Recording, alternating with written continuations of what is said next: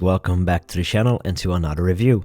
Today I'll be taking a closer look at the Vescari Chestor Midnight Green, a limited edition version of their Chestor line. Now before I get into the watch, I am a Vescari affiliate. Down below is a discount code that will give you a nice little discount on this and any other Vescari watch. Now I've been following Joran and his Dutch microbrand Vescari for quite some time, and in my normal life I work a lot with coaching, helping people develop and evolve. It's always fun to see the evolution of a brand or a person, and I know that Joran have been very active in asking the community questions in his development of this watch and shows. So we'll dive into some specifications, shall we? We have a 40mm case by 47 lug to lug, 20mm lug width with female end links. I measure at about a 13mm height, including that quite heavily domed sapphire crystal that has some AR coating. Running this watch is a Seiko VK64 Mecha Quartz movement. As you can tell, when I push the top pusher, it starts almost sweeping away. And when I stop it and reset, it snaps back in. Now I haven't been handled a watch with a VK64 movement in quite some time now. A lot of brands seems to go more for the manual wind like a Seagull or similar.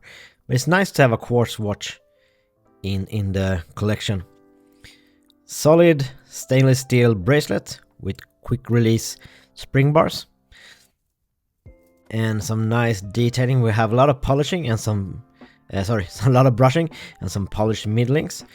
We have a butterfly deploying clasp with a security feature branded. Push-pull signed crown. And no loom shot today because there's no loom. But here are some close-ups of the watch, of the dial. And as you can see, it's a lovely dial. Nice sunburst effect. And those indices, for me, that's pretty much the entire watch, isn't it? Look at how lovely they reflect the light. At some angles, they almost disappear. It's really, really nice done. So it's a dressy kind of chronograph. We have a tachymeter. And this is a watch that made me go back into 40mm watches. Now, for a long time, I've worn only smaller watches. I worn only 38, 39mm watches, but the way this watch curves and how it hugs the wrist makes it look very nice on my wrist as well.